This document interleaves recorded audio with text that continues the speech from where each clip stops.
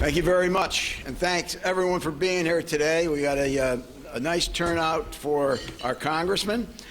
People that got gifts this morning for being here bright and early, they were all here before 5:45 to get tables.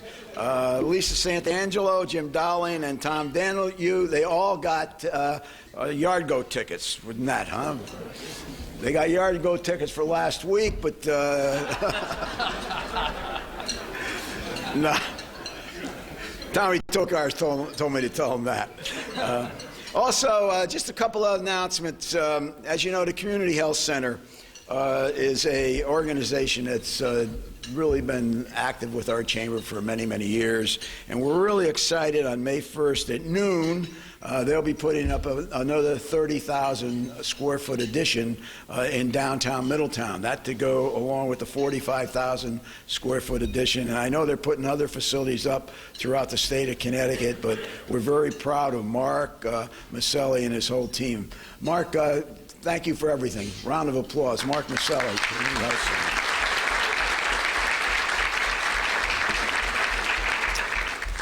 Also, I will be introducing members of the head table that won't be speaking, but I want to especially recognize Dr. Toro, the new president of Central Connecticut State University.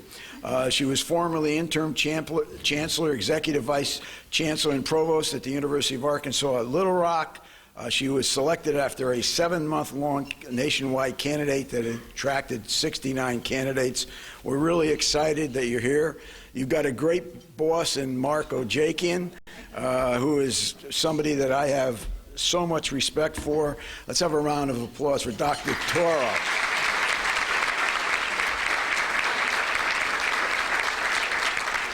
Also, we have with us today Mayor Dan Drew, Mayor Enza Fienza from the town of Cromwell, Kevin Lumbo, our great controller for the state of Connecticut, Mark Ojakian, who I just mentioned before, who's done a magnificent job with the Connecticut State Colleges and Universities, Nathan Grube from the Travelers, who will be speaking later, and Ann Evans. I would be remiss if I didn't say a couple words about Ann Evans. We are so fortunate to have in Middletown and the state of Connecticut to have Ann Evans really directing everything for the state of, for the United States Department of Commerce.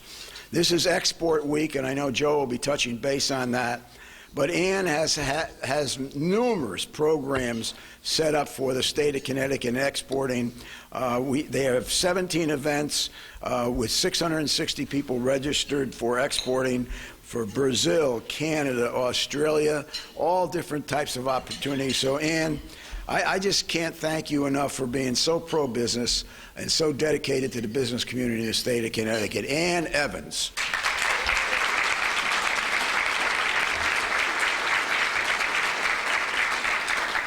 Makes it more special. She's a Middletown native, which is also very important for all of us. Next, Chairman, come on up. Greg has done a magnificent job this year as a chairman, continuing to move the chamber forward. Greg Shook. Thank you, Larry. Good morning. It's always my honor to point out the blue sheets that are on your tables about all the state and local officials that are in attendance. We thank them for their service and stepping forward as they always do. The second honor I get is to welcome new members, lifeblood of our 2,275 and growing numbers. Barron Financial Group, if you're here, please stand up. Connecticut Construction Industries out of Wethersfield, they're here. Doubletree Hotel in Bristol, Insurance Provider Group in Wethersfield, Liberty Home Care in New Britain, May, Bonnie, and Clark out of Glastonbury, and Walt Jeselnik Photography in East Hampton. Thank you very much.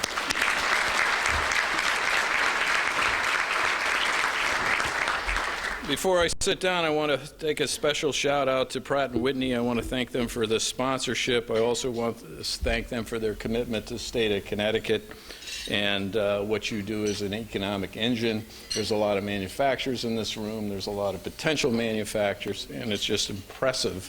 Made me feel like the economy kind of hit bottom when and you guys have bolstered and started the turnaround here in the state of Connecticut, and I want to personally thank you as a local banker, so thank you very much. Also want to thank Joe Courtney. Congressman Courtney he takes the time to listen to everyone. He takes the time to listen to community bankers, even though he's not on the banking committee. We meet with him probably quarterly.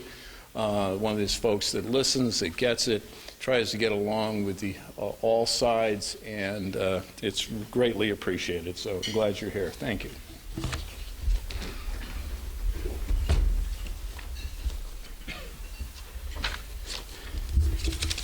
As you know, we're fortunate at our chamber to have volunteers. We have close to 700-800 volunteers that constantly time and energy for many, many events which we run.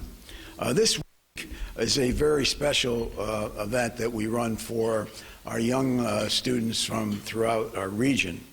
And this Thursday at 8 o'clock to 12 o'clock, we'll have a high school career fair at Wesleyan University at the hockey.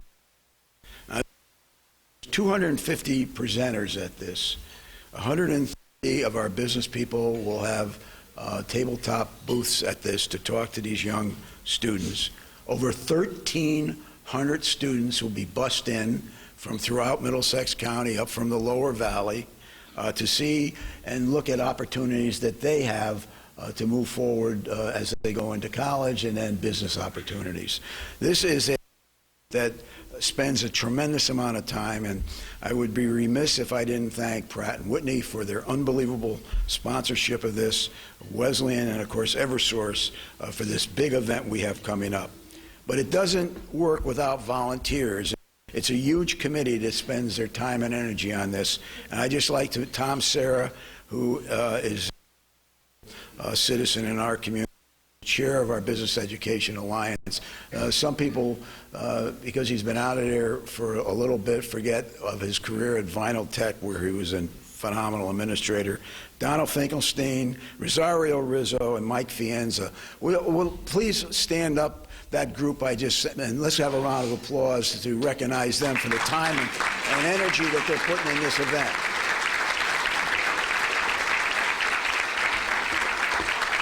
That is the lifeblood of Middlesex County and the state, these young people, and to give them an opportunity to go and listen to business people, and then business people taking 4 hours out of their time to talk is just, it makes my heart just, so thank you very much. So, one of our new members, May Boney and Clark Insurance, I'd just like to mention that Ted May and Phil Boney, which has been active with our chamber for a long time, they folded in with the Clark Agency, and had an opportunity to see Tom Clark today. He played for Northwest Catholic when I was coaching. We beat him, so. But stand up, guys. We're really happy you're all together, and it's going to be good for our region.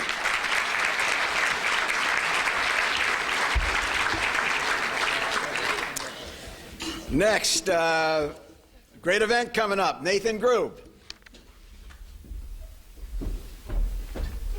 Mark, thank you for that one clap. I did notice that. Oh, got it. Okay, fair enough. I want to say, I feel like I get up here and get to give updates on the golf tournament every month, but I do want to say thank you to Larry and his team, because I mean, when we're here, I mean, the networking that takes place, like, I think sometimes we might take that for granted. I mean, I probably had 6 meetings already this morning, but that wouldn't have happened unless you and your team take the time to put this together. So I'm the only one that's going to clap since Larry did it. Larry, thank you. And I also want to say, I mean, just Ann, the whole time you were talking about Export Week, it was great. Ann's like, my team is so involved. You know, my team, she's been great. I usually sit with her. I'm in the import business, Ann, so you're in the export business. We import players from Australia and Ireland and places like that. I know you're in export, but I'm very excited for you for this week as well. We're 55 days out from the tournament. If you're counting, this is a big week for us. It's our team, half of our team moves down here to Cromwell and starts the build. And so we're here. We know it gets real when half our team moves out of the office. And we also have our 5K. I saw, where is Jim? Our Mahoney and Sable 5K this weekend. We're down here at the golf course raising money for the Hospital for Special Care. That's obviously the time running around the golf course. It's here. And it's a media day next week. We're going to be doing some press releases on our bands. We're going to be doing press releases on our Women's Day speakers. And that's all before we start announcing more players as well. And I was thinking about it this morning driving down. Kind of everybody in this room has a little piece of ownership of the event, whether you're running in the 5K, whether you're attending Women's Day, whether you're going to the concerts. But at the end of the day, the cumulative effect of all that is that in 62 days, at the end of the tournament, we are going to stand up and we're going to announce an economic impact of probably more than $30 million to the state of Connecticut. We're going to announce millions of dollars going back to Connecticut charities as a result of this event. And you piece of that. If you never come to the golf tournament, but you push a stroller in the race, or you come out and volunteer, like, you need to own a piece of that you were part of what's going to happen here in 62 days. So it's going to be a lot of fun going into it. We're going to have a good time. Our field is only going to get better. The long-term forecast, Larry has said the sun always will shine that week in Middlesex County. So we're looking forward to it. But thank you for your support. It's going to be a good time.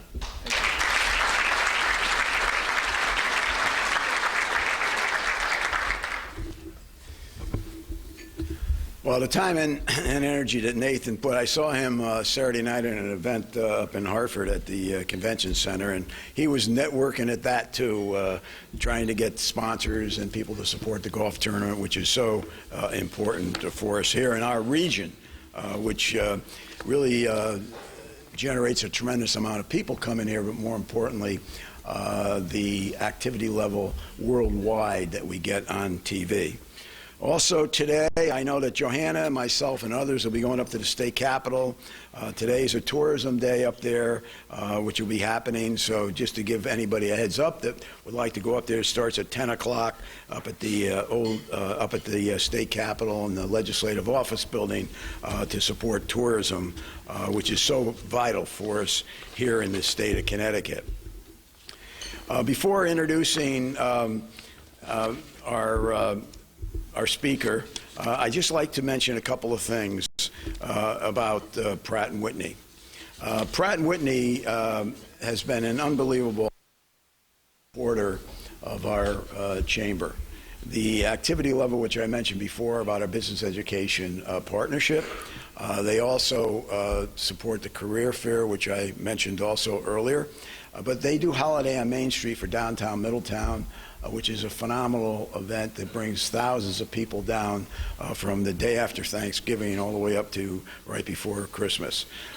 These events could not be possible without the excellent support of Pratt & Whitney.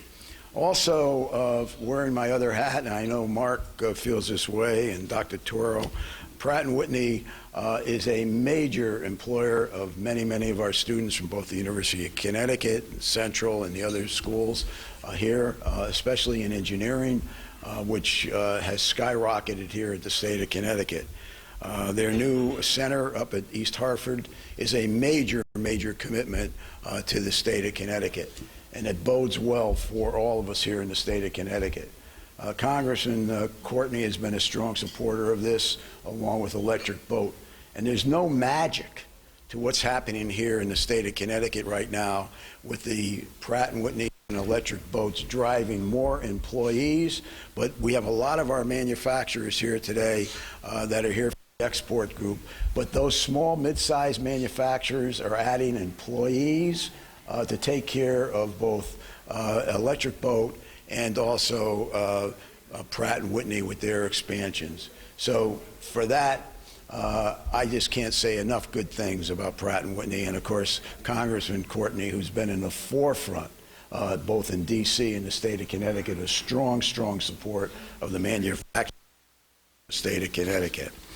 I would be remiss if I didn't thank Aaron Strout for the great job he did working with us over the past few years here with our chamber and in Middlesex County. I want to thank Peter Holland also for another individual that we always can touch base with.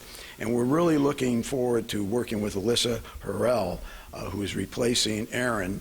She came to our board meeting, and we're really excited about that as she continues to move forward to be the eyes of Pratt here in Middlesex County and with our chamber. You know, when I get up and I talk about corporations every month that support these breakfasts and these events, and I say what we're so fortunate, and we are here in the state of Connecticut, to have so many of our major corporations that are willing to step up to the plate and have the ability to sponsor these types of events today, but are here every day of the year for all of our residents in the state of Connecticut. Raquel Rivera serves as Vice President of Pratt & Whitney's Product Delivery Center and U.S. Engine Center in Middletown, Connecticut. She leads the Product Delivery Center and is responsible for the oversight of the final build, test, and delivery of all customer-required products. She joined Pratt in 1992 in the Manufacturing Engineering Development Program. She has deep roots in the community. She was elected to the YMCA Academy of Women Achievers in 1999 and is the champion of Pratt & Whitney's Hispanic Leadership Forum. And also, more important, she is married into the Hutton family, which is Tom Hutton Sr. is here, and her husband Tom Hutton is with us today. But Tom Hutton Sr. was a mentor to me for many, many years and just a wonderful individual. Raquel, thank you for being with us today. It's a great honor to introduce you.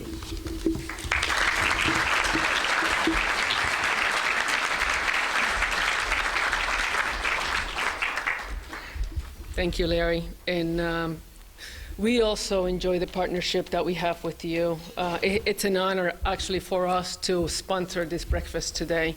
We appreciate the partnership we have with the Chamber and Larry McHugh. So it is truly a privilege to be able to introduce our guest speaker, the Honorable Joe Courtney.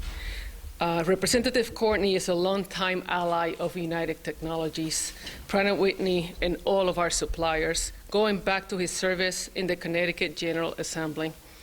As a member of Congress representing the 2nd Congressional District over the past 10+ years, he has particularly fought for workforce programs for the state, as well as military programs that directly affect UTC's aerospace companies. Congressman Courtney's work also has had a major impact on our significant state-based supply chain community, with some 3,000 companies supporting UTC across Connecticut and more than 100 that Pratt & Whitney uses to help make the world's most dependable engines. This is a particularly exciting time for Pratt & Whitney, given an unprecedented production ramp involving our game-changing geared turbofan commercial engine, as well as our F-135 power plant on the F-35 next-generation fighter jet. As a result, we're looking to hire thousands of people globally over the next decade, many of them in Connecticut. Our parent, UTC, has fully supported our growth, investing significant funding in Pratt & Whitney as part of more than $14 billion investment in the U.S. over the past 3 years in the capital and research and development. Congressman Courtney is a member of the House Education and Workforce Committee and the Armed Services Committee. For the former committee, he has championed manufacturing training programs within the state of Connecticut with a particular focus on the impact that workforce shortages could have on the defense industrial base and national security, specifically in his home state. As a senior member of the Armed Services Committee, has done tremendous work for Electric Boat in particular, as well as numerous defense-related suppliers in his district. Congressman Courtney has worked to strengthen our nation's defense by leading the call for increased submarine production. He has secured critical resources for new design and engineering work on the replacement for the Ohio-class submarine, which has added thousands of jobs in southeastern Connecticut, as well as funding to ensure the sub-base New London, New England's largest military installation. will have an enduring mission for years to come. In recognition for his work, Congressman Courtney was awarded the Distinguished Public Service Award, the highest civilian honor the U.S. Navy confers. While Representative Courtney has long been a strong supporter and advocate for the big companies in the state, like Electric Boat and Pratt & Whitney, it's his work for a network of suppliers that truly stands out. I think it's fitting that next week we celebrate National Small Business Week, when we will have the chance to honor the businesses in Middlesex County and throughout the state, whose partnership and support allows us to provide the critical products that defend our country and power commercial flights around the globe. I'd also like to mention that Congressman Courtney has distinguished himself as a tireless advocate for our nation's veterans and our men and women in uniform.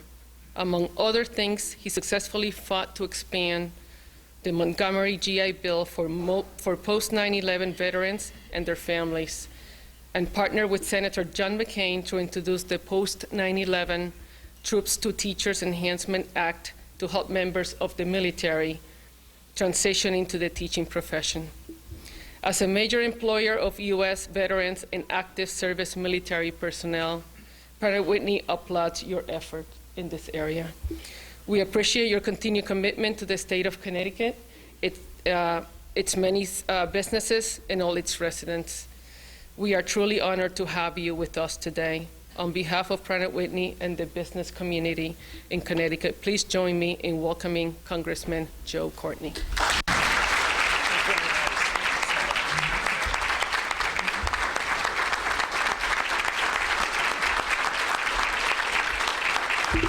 Thank you, Larry. Thank you very much. Well, thank you, Raquel. I've got nowhere to go but downhill after that incredible introduction. I was sitting there listening to, again, reflecting on the fact that it's been 15 years since the 2nd District lost Middletown in the last ridiculous thing, and how much I regret that even more, listening to your kind words. And also, again, like Larry, really understanding the incredible impact that your work and all your colleagues at Pratt & Whitney has, not just in Middletown, but in the whole region. It is true we did lose Middletown, and I do regret that. But having said that, every day in the morning, just like today, there are thousands of people from Eastern Connecticut who commute into, whether it's East Hartford or Middletown, to do the amazing work to protect our nation, the important work that happens there every single day. And with folks like you, it feels good to know that we've got great leadership to make sure that Pratt & Whitney is going to continue to be part of the fabric of the state. By the way, my mother-in-law is a Pratt & Whitney retiree, so her pension check is faithfully delivered every month. She, of course, deposits a portion of that at Mohegan Sun every month as well, so it's all good. It's just, a virtuous cycle.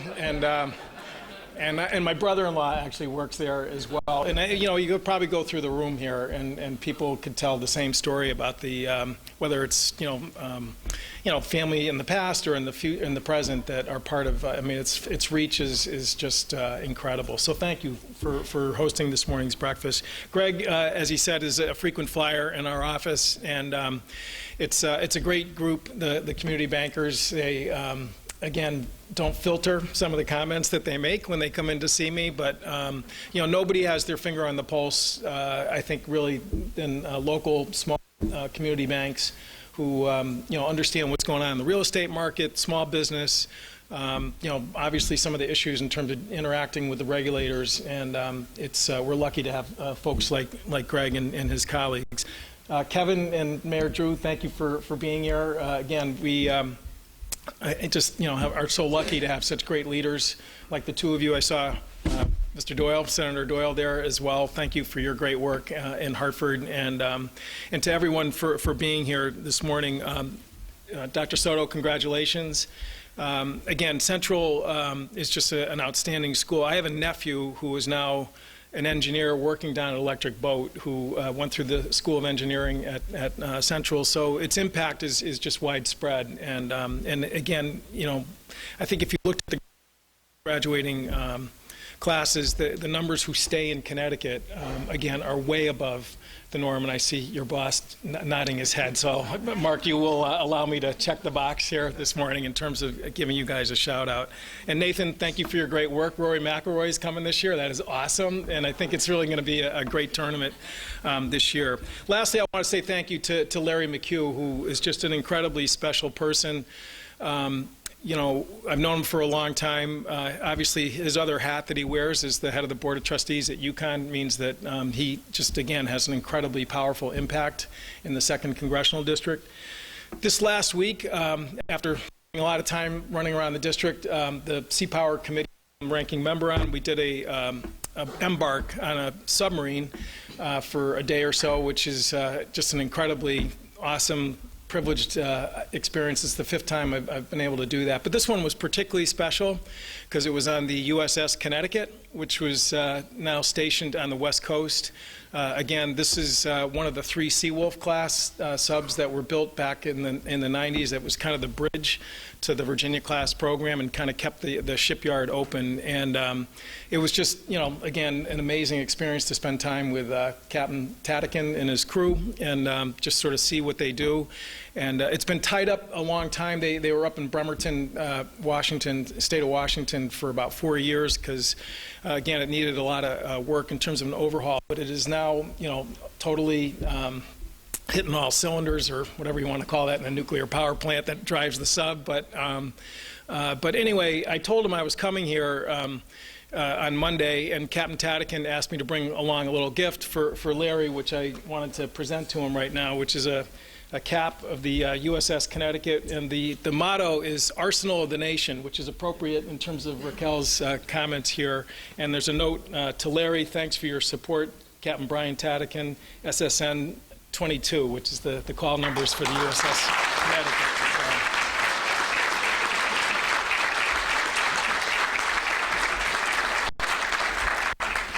So in any case, you know, I thought I'd just do like a quick snapshot of sort of, you know, what's sort of happening with some of the work that Raquel mentioned, particularly, you know, in the area of aerospace and maritime manufacturing, which on the Sea Power and Projection Forces subcommittee we spend a lot of time dealing with. As Raquel said, this is an incredibly historic moment for Pratt & Whitney in terms of some of the new work that's coming through. She mentioned the F-35 program. When we do the export press conference later, that's a big piece of Connecticut's export market. In fact, Australia just had the first 2 F-35s land there a couple of weeks or so ago. Israel had its first 2 delivered. And again, that is just going to continue to grow in the months ahead. And again, Pratt & Whitney, after a very tough fight down in Washington in terms of who was going to be the engine manufacturer, again, is the exclusive supplier in terms of the engine work. Billy Ciato's here. His boss, John Larson, was an amazing advocate in terms of that single engine battle that took place a few years ago. But that's only one program. The Air Force awarded the Long Range Strike Bomber program engine work to Pratt & Whitney. Again, that does come under my subcommittee. This is going to be a huge trough of work that's going to come through the Air Force. Again, we have the B-52s, which some of them are 50 years old, that are, you know, really way overdue in terms of replacement, and the B-21 program is going to replace that. And again, Pratt & Whitney was successful in terms of securing that contract. The tanker program, those are the planes that do the refueling, an amazing, you know, feat of you know, artistry almost that these pilots and their crew are able to accomplish. Critical part of the mission. Again, Pratt & Whitney secured that engine work as well. So these are not 1 year sort of blips on the budget cycles. I mean, regardless of all the drama that's happening in Washington, these are long-term commitments. The F-35 program is the largest military contract in the entire Pentagon, which is saying something. Again, their work is going to be, again, really secure and really strong.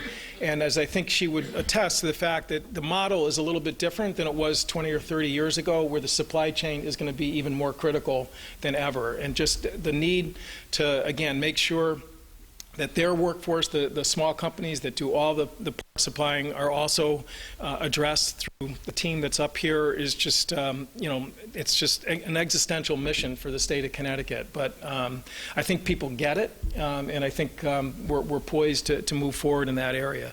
In terms of maritime, EB is also going through just a really incredibly virtuous cycle of its own.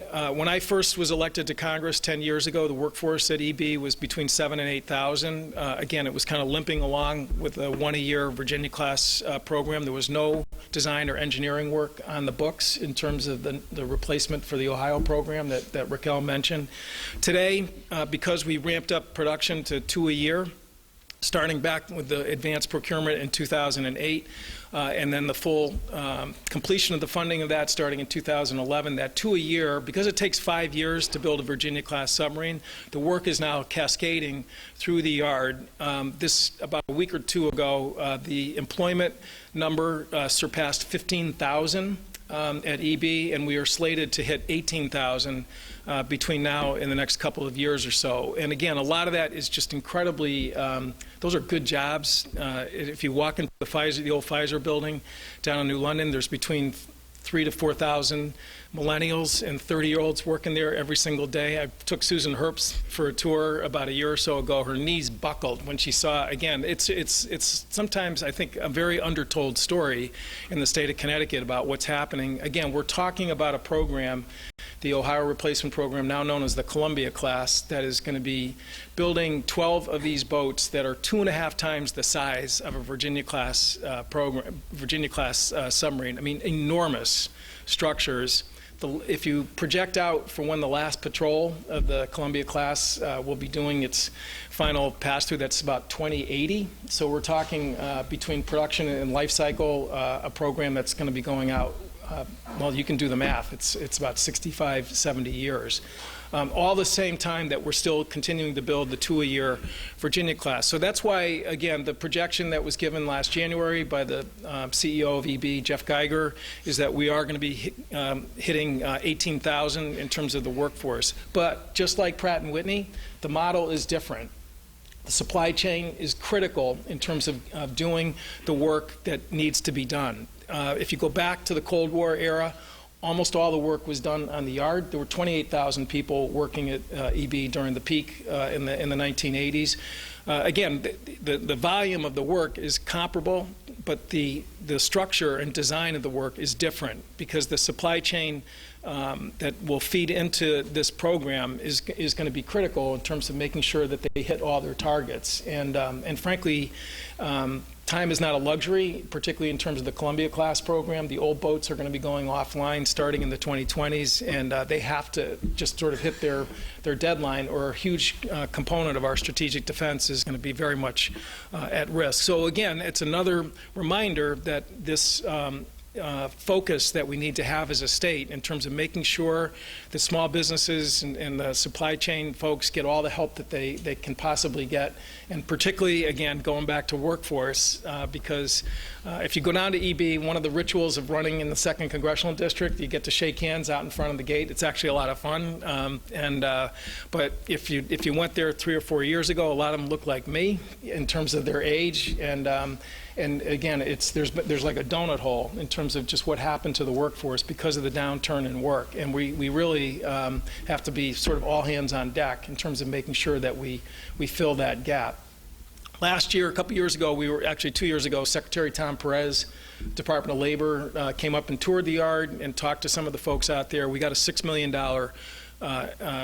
manufacturing pipeline grant that, again, is funding a lot of the programs that we're starting to see now really hit their stride at community colleges, tech schools.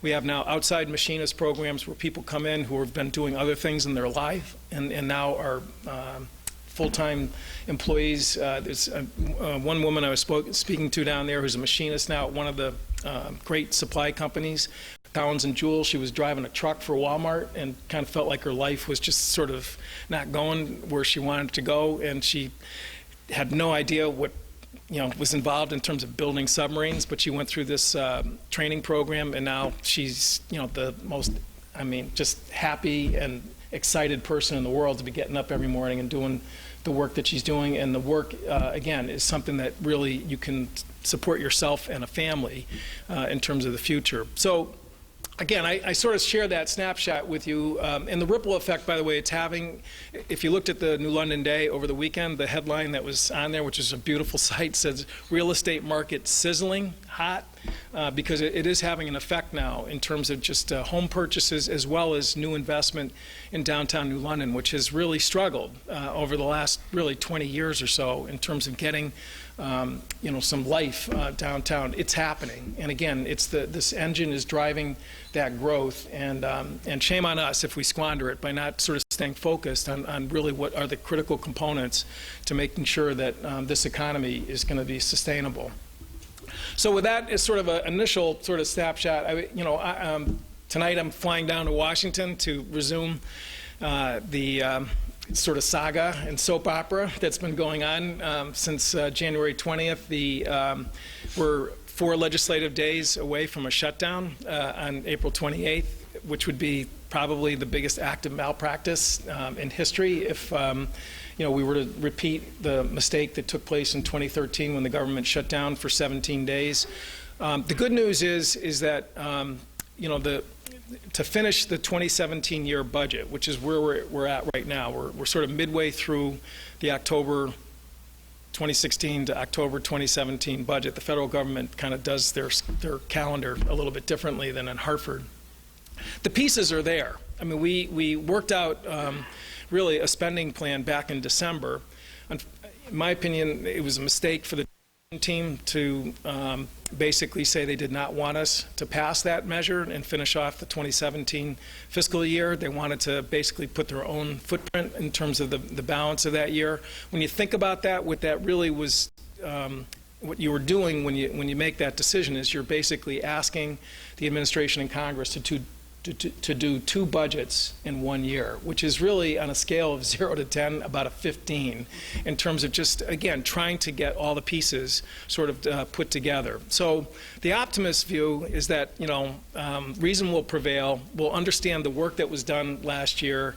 The cake has been baked. Let's just eat it and move on and take at least the stress and the drama out of 2017 with a measure that, again, lifted the caps, the spending caps, the sequestration caps that are part of the Budget Control Act that was passed in 2011 with comparable increases for defense and non-defense.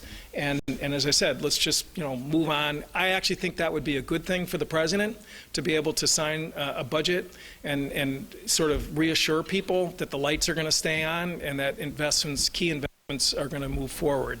It's not clear right now whether or not that optimistic view is going to prevail or not. The insistence on injecting issues like investing in the wall, as well as trying to go chase the so-called, in my opinion, misnamed sanctuary cities, that could really put a monkey wrench in terms of moving a package forward. Those issues deserve to be debated. That's not saying that that those should be foreclosed, but they should not be used as a lever. Or that shutting down the government should not be used as a lever to force those issues through. And again, there will be plenty of time to debate those issues in the future. And I would just say that this is not a partisan position. I really mean that sincerely. If you look at the members of Congress from Texas and the Southwest, the wall is very controversial. There are Republican members who represent some of those border districts along there. It is not something that they support. There was a poll in Texas that was released last week, 62% opposition to the wall, because it is a very, first of all, you're talking about a very large effort of eminent domain in terms of taking the property. We know about that in New London, the home of the Kelo case. Actually, if you look at the submission that came from the White House, it included 20 lawyers at the Department of Justice to begin the process of taking people's property. If you're a property owner along the Rio Grande, and maybe let's say you own a parcel across the river, which is not uncommon, you're basically, the government is going to be splitting your property in half, and you're also totally drastically changing the characteristics of your property ownership.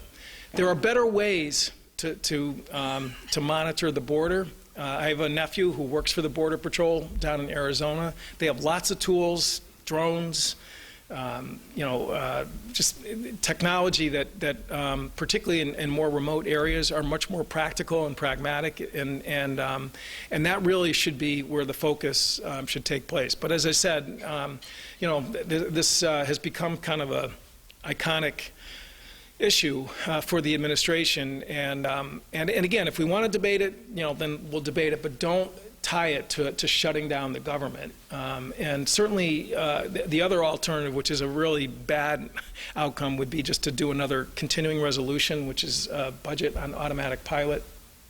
If we do a CR, as it's called, the Navy has already told us they will cancel 12 ship availabilities. Ship availabilities are ship repair work. So this is on destroyers, on submarines, on all the critical components of the Navy that right now, if you look at events that are happening in the world, whether it's putting the Vinson in the Sea of Japan and Korea, the strike that took place in Syria, it's the U.S. Navy that you kind of pick up the phone and call. And to take 12 boats out of service because of a CR, again, given the external events that are happening in the world today, it's just a completely counterproductive outcome for the nation. And again, the list goes on in terms of other sort of problems that a CR creates, because again, it's the reason why we do budget every year is to adjust and fix and deal with different challenges, whether it's in education, healthcare, the environment, or our defense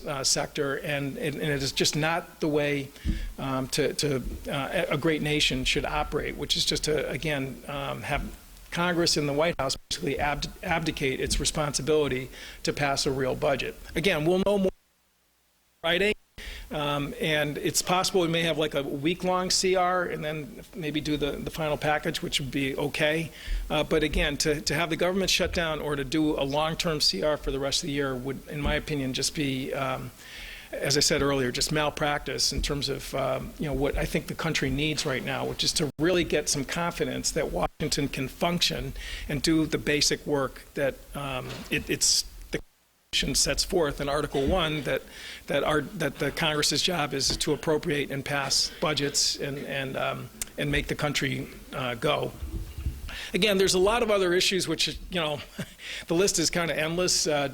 Congressman Larson, Jim Himes, and Elizabeth Esty and I did 2 hours up at the Mark Twain House on Russia and the Intelligence Committee investigation. The healthcare issue is still sort of out there, kind of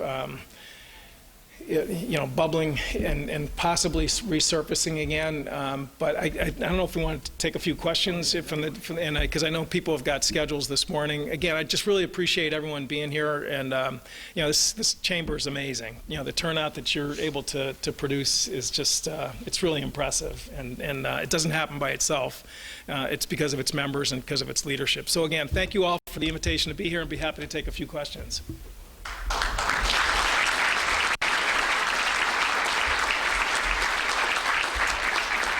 Okay, any questions? My God, Congressman's happy. I'm not. There has to be some questions out there. Not hurting my feelings. Okay. All right, go ahead, Chief.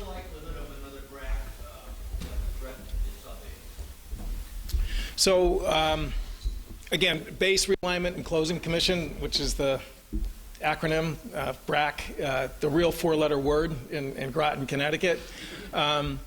If you look at the last 3 budgets that were submitted under the Obama administration, there was a request for BRAC. There's no question that the Air Force and the Army have excess capacity right now, and they are pushing to move forward on the BRAC. The Navy, because our committee actually asked for them to inventory their installations to sort of answer the question of, what is the excess, what is the amount? The Air Force and the Army came back with figures roughly about 30% excess capacity. The Navy was 7%.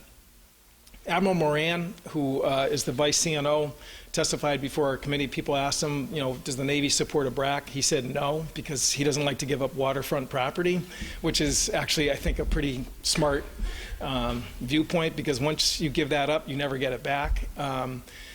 But we'll know more, because the 2018 budget, which is where the BRAC requests would actually be contained, is not going to be released by the White House until May 15th. And General Mattis has been over to our committee, who's, in my opinion, very impressive, solid guy. But he had so many other questions that he had to deal with in terms of, Russia, North Korea, the Middle East, that we just never had an opportunity to hear what his thoughts were. I will tell you this: Senator McCain, who's the chairman of the Senate Armed Services Committee, which is, big player in terms of moving the defense bill that a BRAC request would be contained, is a strong supporter of BRAC. Mac Thornberry and the House side from Texas, who I serve with, is kind of neutral on it. The Democratic ranking member, Adam Smith from Washington State, is a big supporter of BRAC. So there's still support in the town that's for it. My own personal opinion is, and I'm on the Readiness Subcommittee. That's my other subcommittee that deals with military installations and BRACs. I don't support it because I think that there's just too much going on right now, that there's other ways that we can sort of deal with excess capacity without shutting down bases entirely, if there really truly is excess. The Navy, though I do think, is in a place right now where if there was one, that it would be a pretty relatively small change that would take place in terms of their footprint. Because, as I said, that Admiral Moran, I think, expressed it well. They really need almost every dock and pier that we've got right now, from Groton all the way to San Diego. Yep. Yep. Congressman, nobody can explain this to me. Maybe you can. If Connecticut needs to expand legalized gaming, why are we stuck with a tribal compact? So, I think if you go back to Foxwoods' original creation as a gaming facility, and the Mohegan Sun, it was done under the federal Native American Gaming Act, which has been on the books, before even those events took place. And there's a process that triggered in terms of negotiating with the host state in terms of how it was going to function. So when Foxwoods and Mohegan wanted to go to, I think it's called a Tier 3 gaming, which is, the full boat, not just bingo, but, all the games that are there, they had to get the consent of the state of Connecticut. And the deal that was negotiated was 25% of the gross of the receipts that are there. If you expand to another site, that triggers a review by the Bureau of Indian Affairs. And I know that I'm in enough bar fights as it is without sort of getting in the middle of the one in Hartford right now about this, but I do know that the state has been, talking to the BIA in terms of whether or not the East Windsor facility would be treated as a violation of the compact that was agreed to by the federal government and the state of Connecticut. I'm told, pardon? How did Atlantic City get around? Well, The president had casinos there. it's different because the state just made the decision to allow commercial gaming to come in. Again, if Connecticut were to do that, then basically the 25% receipts would be eliminated.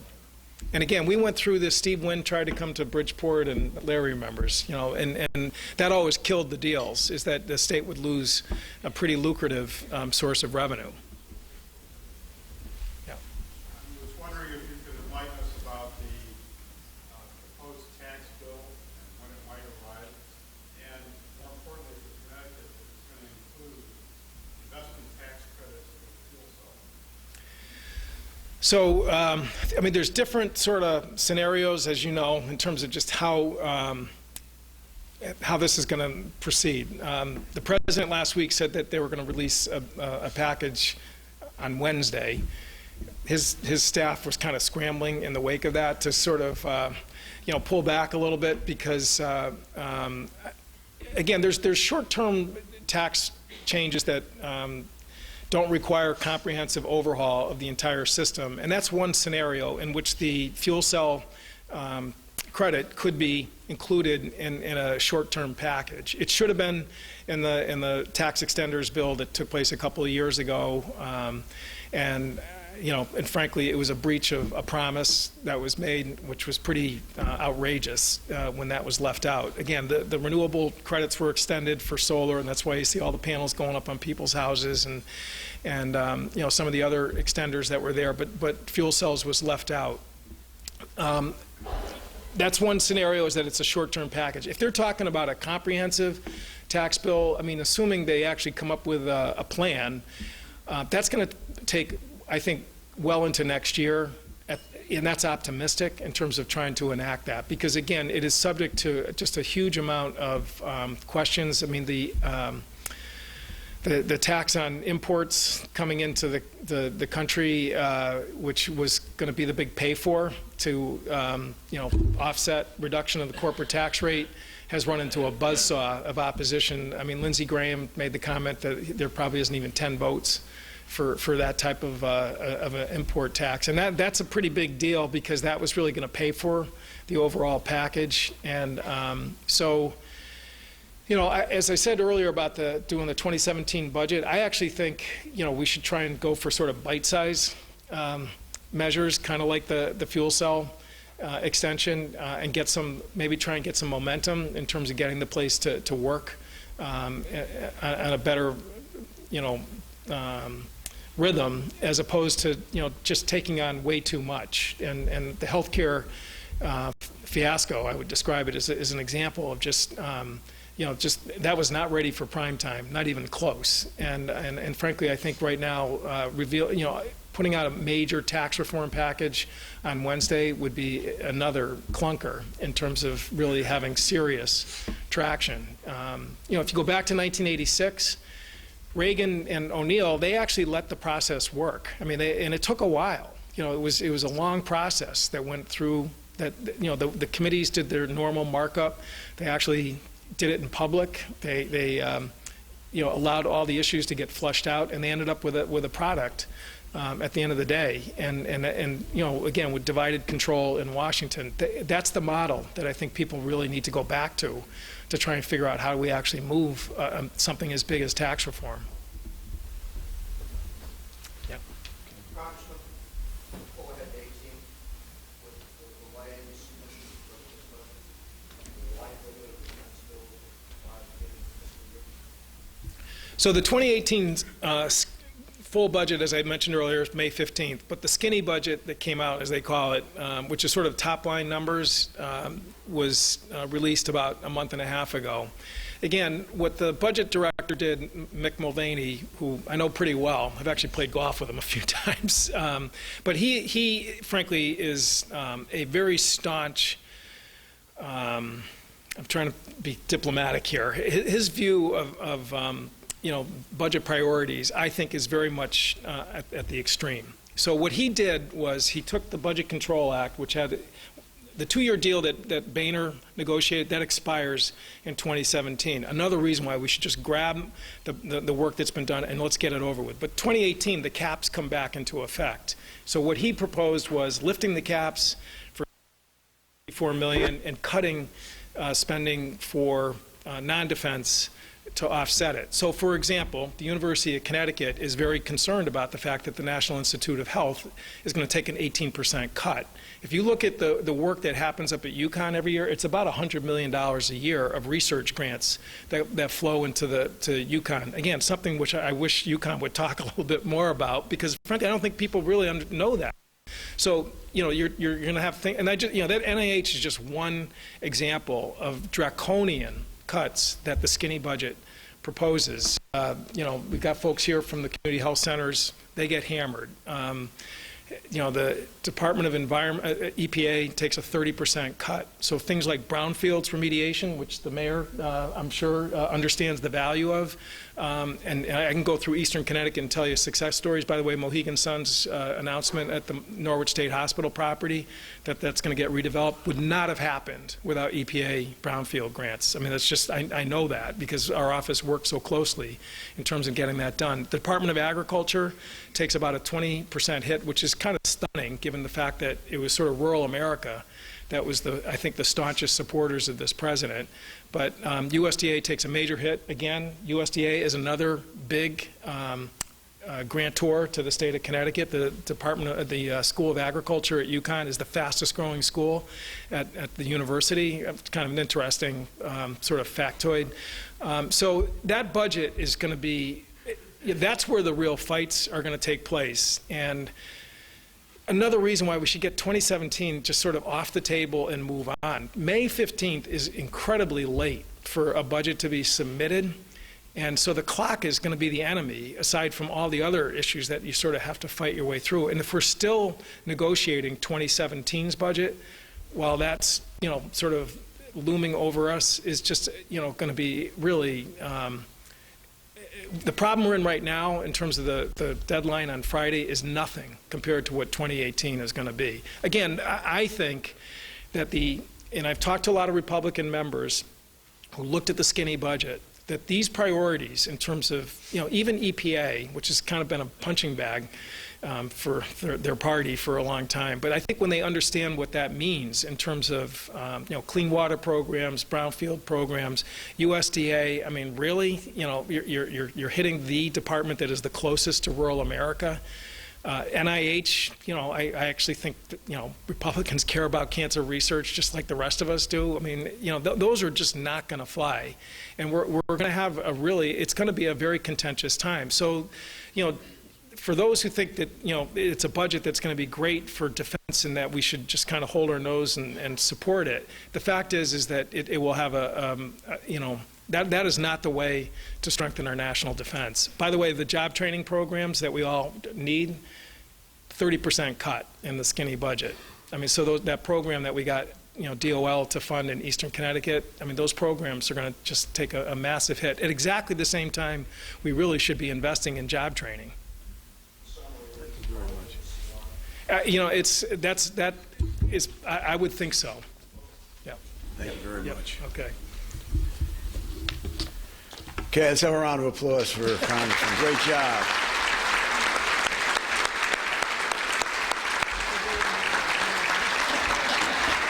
Couple announcements. Our next breakfast is May 11th with President Susan Herbst. That'll be our Business Education Partnership Breakfast. And then our annual dinner is June 7th, which we give our Distinguished Citizen Awards. And we have one of our Distinguished Award winners here, Ken McCormick. So have a great day. Sun always shines in Middlesex County. Glad Tom Hunton's here. Senior.